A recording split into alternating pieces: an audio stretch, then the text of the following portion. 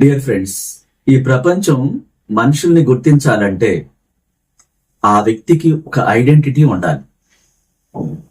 ఏ రంగంలో తను రాణిస్తాడో, అగ్రస్థాయికి చేరుకుంటాడో, ఆ వార్తలు, ఆ న్యూస్, ఆ వీడియో ప్రపంచవ్యాప్తంగా వైరల్ అయినప్పుడు ఆ వ్యక్తి గురించి ఆలోచించడం మొదలు పెడతాడు. అంటే ఆ ఐడెంటిటీ ఎప్పుడు వచ్చింది? తన ఆ స్థాయికి, శిఖరాగ్ర స్థాయికి చేరుకున్నప్పుడు. చాలా మంది చేసే పనులు ఏంటంటే, నాకే ఎందుకు డబ్బు రావట్లేదు, నాకే గుర్తింపు ఎందుకు రావట్లేదు, నాకే ఎందుకు ఇన్ని కష్టాలు, ఏ తప్పు చేశాను, ఇది కర్మేమో, కర్మఫలాలేమో, మా పేరెంట్స్ ఏం తప్పు చేశారో, నా కర్మ ఎలా రాసుందో, నుదుటి మీద రాస్తారంట, నుదుటి గీతలు చేతి రాకలు అని చెప్పుకుని సరిపెట్టేసుకుని అలా మగ్గిపోతూ ఉంటారు పేదరికంలో. ఇప్పుడు ఏం చేయాలో వీడియోలో తెలుసుకుందాం.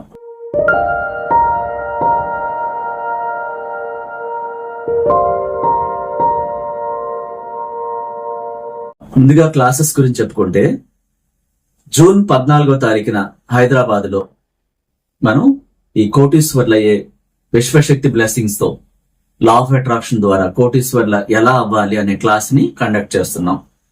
ఇది యాక్చువల్ గా జూన్ 7వ తారీఖుని పెట్టాము. కొన్ని ఎమర్జెన్సీ వర్క్ ఉండడం ద్వారా పోస్ట్ పోన్ చేసాం. జూన్ 14వ తారీఖుకి సండే, ఆదివారం హైదరాబాద్ లో స్టార్ హోటల్లో విశ్వశక్తి బ్లెస్సింగ్స్ తో లా ఆఫ్ అట్రాక్షన్ ద్వారా కోటీశ్వర్లు ఎట్లా అవ్వాలి, అప్పుల నుంచి ఎలా బయటపడాలి, జాబ్ ఎలా పొందాలి, ఇంకా బిజినెస్ ఎలా పెట్టడానికి ఇన్వెస్ట్మెంట్ ఎలా అందాలి, అన్ఎక్స్పెక్టెడ్ మార్గాల్లో అనేక రకాలుగా మనకి విశ్వం ఎలా మిరాకిల్ చేస్తుంది, ఏంజల్స్ ద్వారా ఎట్లా కోరుకోవాలి, విజువలైజేషన్ ఎట్లా చేయాలి, ఇంకా మెడిటేషన్, అందులో మనీ మెడిటేషన్ అడ్వాన్స్డ్ గా ఎట్లా చేయాలి, అడ్వాన్స్డ్ హోపోనోపోనో ద్వారా అద్భుతాలు ఎలా జరుగుతాయి, ఒక నూతన ఏంజల్స్ ని పరిచయం చేయడం జరుగుద్ది. ఇంకా విడివిడిగా ఒక్కొక్కరితో పర్సనల్ గా మాట్లాడి వాళ్ళకున్న సమస్యలకు పరిష్కారాలు ఇచ్చి, ప్రత్యేకంగా రాఫెల్ ఏంజల్ తైలంతో హీలింగ్స్ ఉంటాయి. ఇది స్పెషల్ గా ఉంటుంది. మనం లిమిటెడ్ సీట్స్ మాత్రమే తీసుకుంటాం, ఎందుకంటే ఒక రౌండ్ టేబుల్ కి ఒక 3-2 చొప్పున అలా కంఫర్ట్ గా, లగ్జరీగా, ఇది కోటీశ్వర్ల క్లాస్ కాబట్టి ఆ విధంగా తక్కువ మందిని తీసుకుని మనం ప్రతి ఒక్కరికి న్యాయం చేస్తూ, వారికి ఉన్న సమస్యలు తీరుస్తూ, పరిష్కారాలు ఇస్తూ ప్రత్యేకంగా బ్లెస్సింగ్ చేయడం ఉంటుంది. ప్రత్యేకంగా ఉంటుంది క్లాస్ కాబట్టి ఫ్యామిలీ కూడా అటెండ్ అవ్వచ్చు. ప్రత్యేకంగా ఫ్యామిలీకి సపరేట్ గా ఉంటుంది, గమనించగలరు. జూన్ 14వ తారీఖు సండే హైదరాబాద్ లో స్టార్ హోటల్లో ఈ కోటీశ్వర్ల ఈ క్లాస్ కి ముందుగా ఈ కింద స్క్రోల్ నెంబర్ లో మీ పేర్లు బుక్ చేసుకున్నట్లయితే మీకు నెంబరింగ్ కేటాయించడం కూడా జరుగుతుంది. అంతేకాకుండా మనం 1-to-1 పర్సనల్ క్లాస్ కూడా కండక్ట్ చేస్తున్నాం. ఒక్కరికే పర్సనల్ గా బిజినెస్ క్లాస్, ఇంకా వాళ్ళకున్న సమస్యలకి సపరేట్ గా క్లాస్ ఉంటుంది. ప్రపంచవ్యాప్తంగా వీడియో కాల్ ద్వారా, ఆన్లైన్ ద్వారా కూడా పర్సనల్ క్లాస్, బిజినెస్ క్లాసులు ఉంటాయి. ఇంకా బిజినెస్ ని విజిట్ చేయడం, హౌస్ చాలా ఖర్చు పెట్టి కట్టారు కానీ కలిసి రావట్లేదు, నెగటివ్స్ ఎక్కువైపోయి చాలా ఇబ్బందులు పడుతూ ఉంటారు, హౌస్ విజిట్ కూడా ఉంటుంది. ఇక్కడ మీకున్న సమస్యలకు కింద ఉన్న ఆ నెంబర్ లో కాంటాక్ట్ చేసినట్టయితే మీ సమస్యకు పరిష్కారాలు ఇవ్వడం జరుగుతుంది. సబ్జెక్ట్ లోకి వెళ్ళిపోతుంది. చాలా మంది చూడండి, నాకు గుర్తింపు రావట్లేదు, మమ్మల్ని ఎవరు గుర్తించట్లేదు, తక్కువ కులమని ఇట్లా మాట్లాడుతున్నారు. ఇంకా కొంతమందికి డబ్బులు వస్తాయి, ప్రపంచంలో అందరికీ రావు అన్ని అవకాశాలు, అది కర్మఫలం, ఇంకా రాసి పెట్టి ఉంటది, నుదుటి రాతలు, చేతిలో గీతలు ఉన్నాయంట, నాకు చెప్పారు, నీకు జరగదు ఎప్పటికీ అని చెప్పారు. ఇలాంటి అన్ని కూడా మూఢనమ్మకాల వైపు ఎక్కువ మంది పయనిస్తూ ఉంటారు.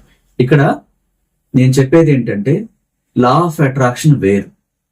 ఇది ప్రయోగాత్మకంగా, సైన్స్ పరంగా ప్రపంచ దేశాల్లో అనేక మంది సైంటిస్టులు, థామస్ ఎడిసన్ ఈ లా ఆఫ్ అట్రాక్షన్ ద్వారా విశ్వాన్ని కోరుకుని కరెంట్ కనిపెట్టాడు.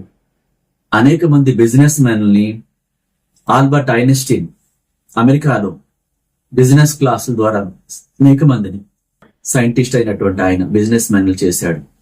ఇంకా వాలెస్ డి వాటిల్, ఇంకా అనేక మంది, ఒకరు ఇద్దరు కాదు, అనేక మంది గురువులు అమెరికాలో అనేక మంది, లక్షల మందిని, కోట్ల మందిని ఇంకా ప్రపంచం గుర్తించే స్థాయికి తీసుకెళ్లారు. కేవలం గురువు ద్వారా పొందిన ఆ జ్ఞానం ద్వారా ఆ బిజినెస్ లో అలా చేయడం జరిగింది. మన ఇండియాలో జిఎం రావు గారి దగ్గర నుంచి పొలిటికల్ లీడర్స్, నారా చంద్రబాబు నాయుడు గారు, మన ఆంధ్రప్రదేశ్ రాష్ట్ర ముఖ్యమంత్రి కూడా విజువలైజ్ చేసుకుని, నేను I can visualize, I can achieve అని చెప్పేసి ప్రపంచ మీడియా ముందు ఢిల్లీలో ప్రధానమంత్రి సభలో, ప్రధానమంత్రి అవుతున్న సభలో, మోడీ గారు అవుతున్న సభలో ఆయన ప్రత్యేకంగా చెప్పడం జరిగింది. మోడీ గారు కూడా కన్యాకుమారిలో 3 రోజుల పాటు ప్రత్యేకంగా మెడిటేషన్ చేసి ఎలక్షన్కు ముందు ఆ రిజల్ట్ సాధించారు. అంటే గొప్ప గొప్ప వాళ్ళంతా చూడండి, వాడు సాధించిన తర్వాత మాత్రమే చెప్పారు. రామ్ చరణ్ లాంటి హీరో యూట్యూబ్ ఛానల్లో ఒక వీడియోలో మనం ఏదిస్తే అది వస్తుంది, లా ఆఫ్ అట్రాక్షన్ చాలా అద్భుతంగా పనిచేస్తుందని స్వయంగా ఆయన పొందిన తర్వాత, అనుభూతి చెందిన తర్వాత చెప్పడం జరిగింది. అంటే ఒక ఐడెంటిటీ ఎప్పుడు వచ్చింది వాళ్ళకి, అది పొందిన తర్వాత చెప్పారు. చూడండి, మనం ఏం చేస్తాం, చాలా మంది ముందు నేను అది చేయబోతున్నా, ఇది చేయబోతున్నా, అది కొంటా, ఇది కొంటా అని అనవసరమైనటువంటి వ్యర్థపు మాటలు మాట్లాడతారు. ఈ లా ఆఫ్ అట్రాక్షన్ ఏం చెప్తుందంటే, నువ్వేం అవ్వాలనుకుంటున్నావో ముందు సైలెంట్ అయిపో. ఫస్ట్ పాయింట్, ఒక 9 పాయింట్స్ చెప్తాను. ముందు సైలెంట్ అయిపోవాలి. సైలెంట్ అయిపోయి ఏం చేయాలి, ఎవరికి కనిపించకూడదు.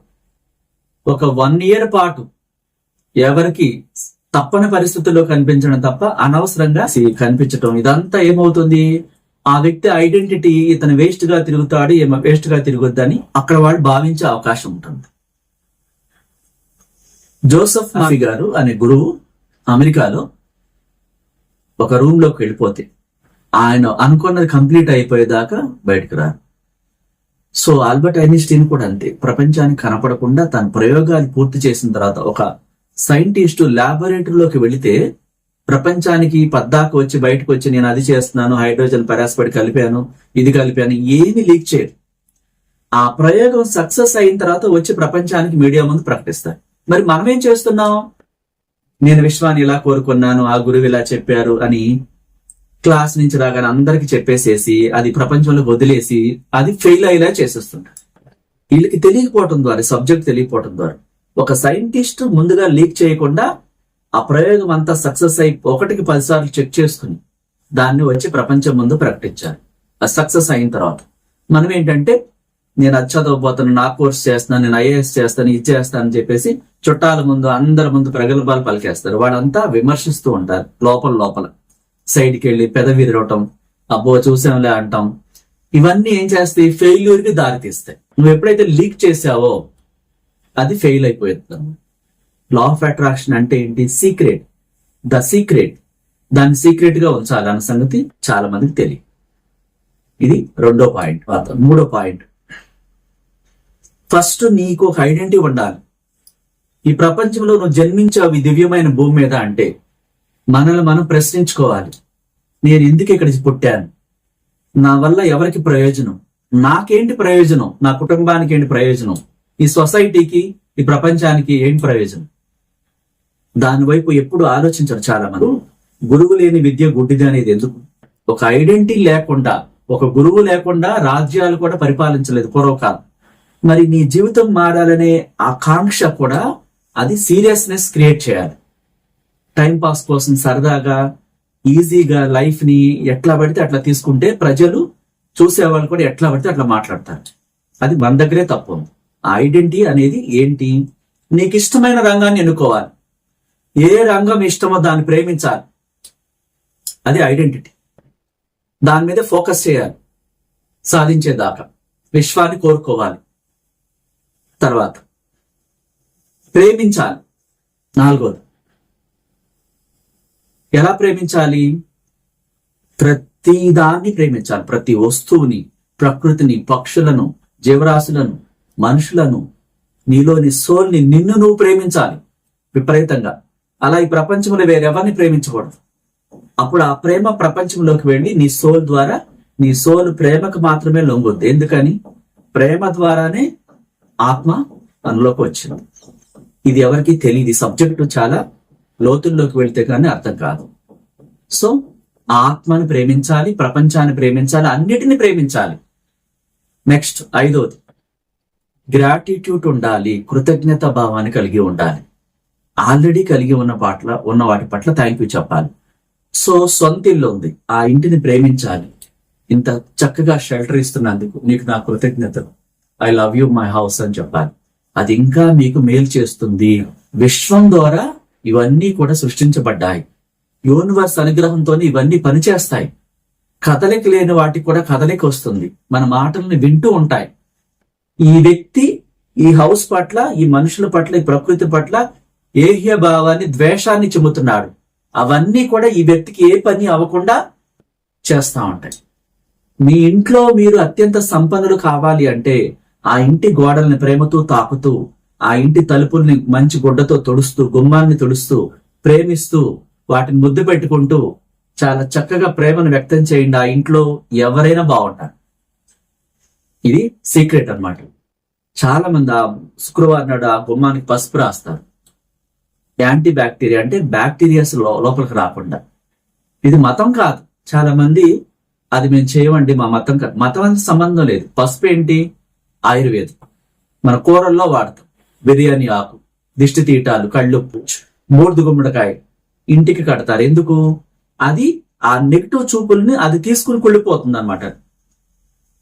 దాని ప్రభావాన్ని మనుషుల మీద, ఆ ఇంటి మీద పడకుండా ఆ గుమ్మడికాయ ప్రకృతిలో ఒక గుమ్మడి పాదు ద్వారా తయారైనటువంటి అది చూడండి, యూనివర్స్ ఎంత అద్భుతం చేసిందో.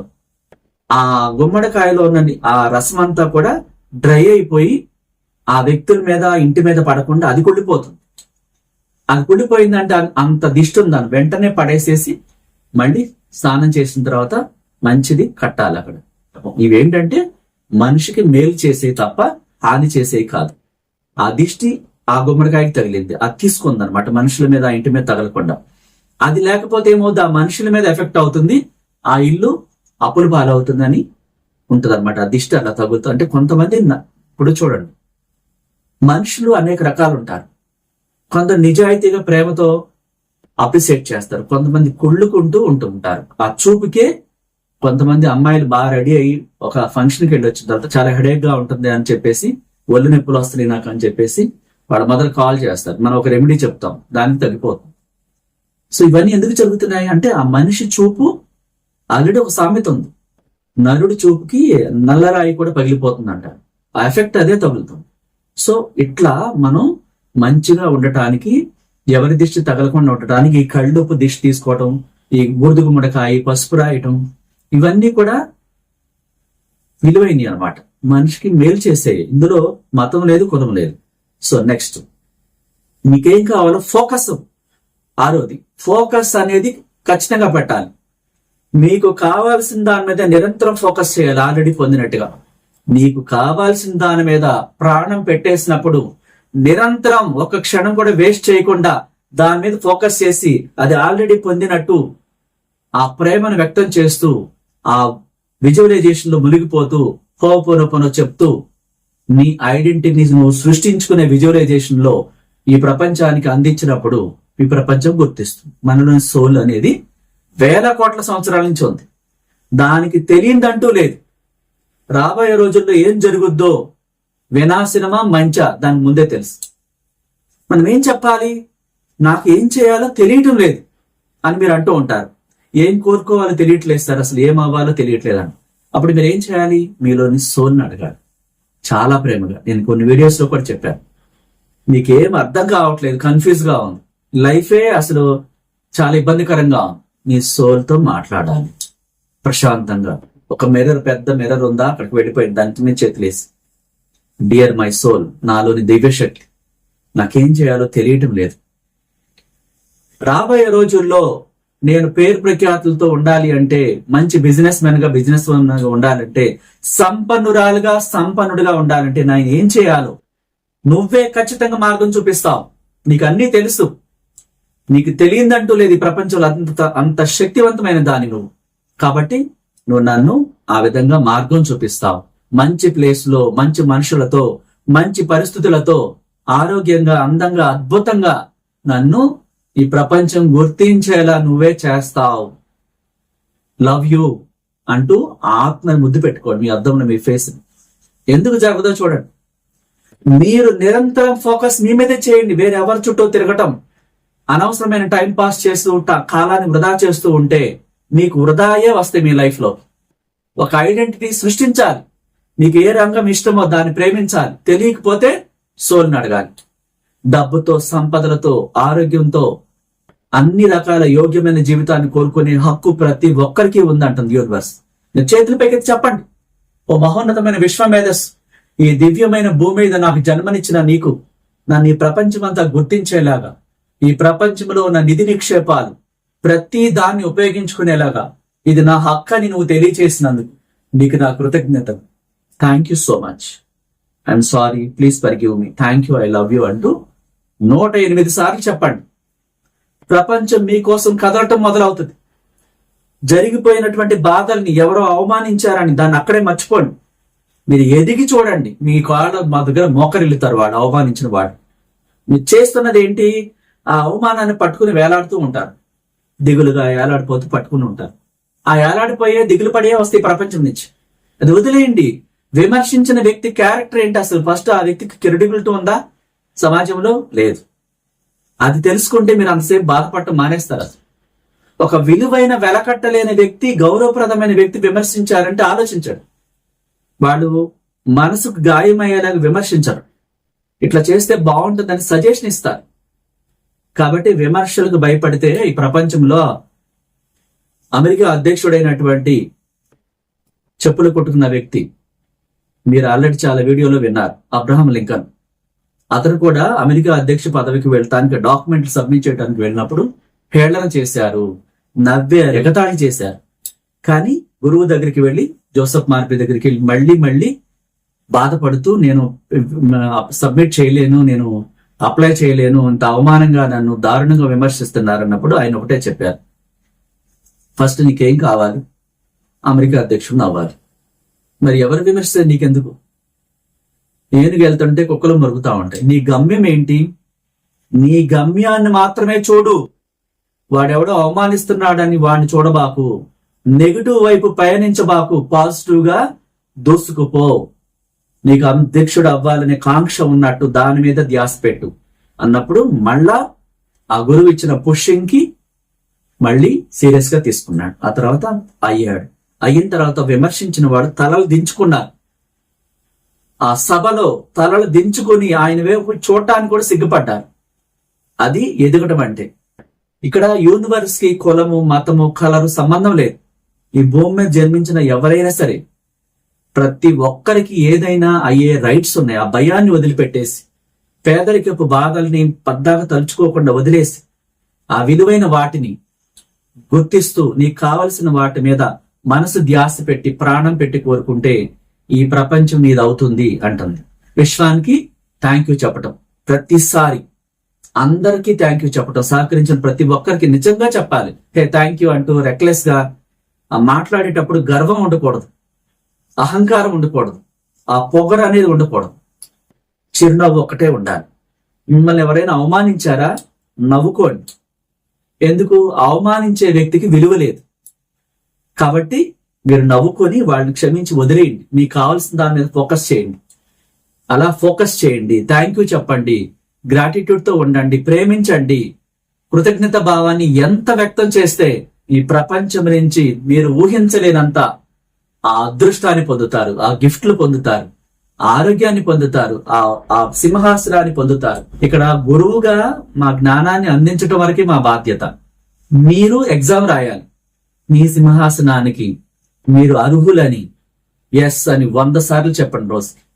నా గమ్యం ఏంటో మీరు డిసైడ్ చేసుకోండి. నా గమ్యం ఫలానా అని మీకు ఐడెంటిటీ ఉండాలి. ఆ ఐడెంటిటీని ప్రేమిస్తూ ఉండాలి.